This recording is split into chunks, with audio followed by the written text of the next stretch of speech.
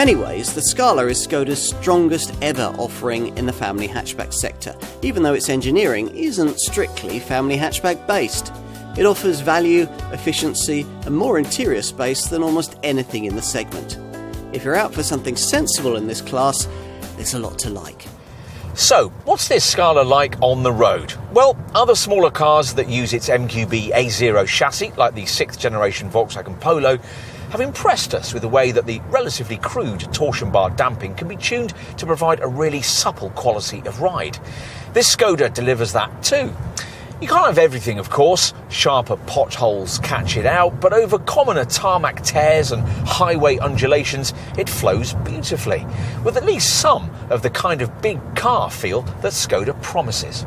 Of course, it loses out to such as the Golf or the Focus in this class in terms of handling feedback. Throw this Skoda into any sort of bend with any sort of vigour, and though grip levels are admirable and the relative lack of body roll even quite surprising, there's little sense of enjoyment in the process through the light steering. Does that matter? Well, only you can decide. You'll want to know about engines. Now, almost all Scalas will be sold with the Volkswagen conglomerate's usual 3-cylinder turbo TSI petrol unit offered with either 95 or 115 PS. The perkier unit's available with the option of a DSG 7-speed auto gearbox, and in this form can deliver up to 47.1 mpg on the WLTP combined cycle and 116 grams per kilometre of NEDC rated CO2. Here we've opted to try the gutsier 1.5 litre TSI 150 PS petrol unit. Skoda also offers the minority interest option of a 1.6 litre TDI 115 PS diesel. Both these larger engines also get a DSG auto option if you want it. Adaptive damping and a sports chassis is optionally available further up the range, but as we implied earlier, if you opt for this kind of setup, you've rather missed the point of this car, which is to deliver everything you need in a family hatch, and not much that you don't. It's a place for sense and sensibility, as this Scala's keen to remind you. Give a family hatchback class car a platform designed for a smaller Super Mini and you'd expect it would be more cramped inside. Skoda claims to have reversed that logic here and done so with a sensibly stylish twist. It's all rather impressive. But let's start with a look at the exterior packaging, which is all rather smart for what used to be a budget brand. Headlamp detailing has become a bit of a Skoda trademark over the last few years, and these tapered units with their brand-typical crystalline elements are key to the look of the front end.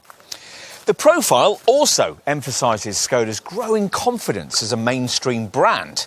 You might even think it rather Audi-like. So let's take a seat at the wheel, and it's certainly a step up in quality from the previous model, helped by the installation of this large freestanding centre dash screen, which, as here, will be 8 inches in size with typical mid-level trim.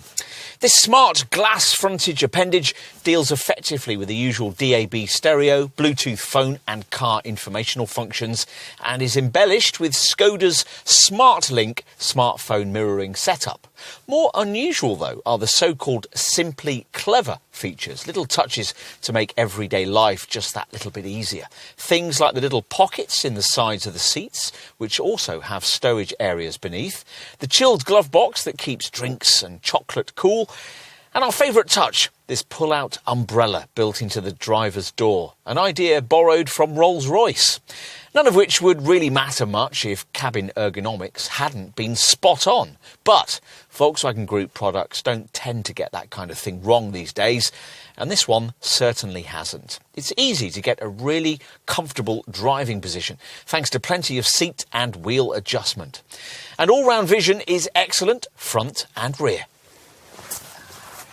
Time to take a look in the back. Despite that Super Mini derived platform, the Scala outshines all its most obvious family hatch segments rivals in terms of leg and headroom.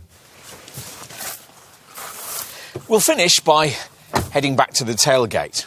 Once it's raised, you'll find yourself looking at another of this Scala's major selling points, this large 467-litre boot. Unfortunately, you won't be able to take lengthier items without disturbing rear seat passengers because there's no option for a ski hatch or a 40-20-40 seat back split.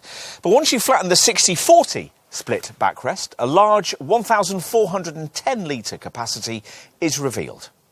We always thought that this model's predecessor, the Rapid Spaceback, was an underrated car, and there's every chance the Scala will be too. But if you really don't want to pay an awful lot extra for the slush-moulded sophistication of a Golf, but want even more practicality and quite a few of the same engines, then you'll be well satisfied by what's on offer here. There are more exciting class choices to be sure, but by and large, you don't buy a family hatchback for excitement. All the reasons you would want such a thing are covered off here with typical Skoda thoroughness and with enough style and quality to make brand loyalists feel rather smug. This probably won't have been the car you started out wanting in this class, but there's just a chance that it might be the one you actually need.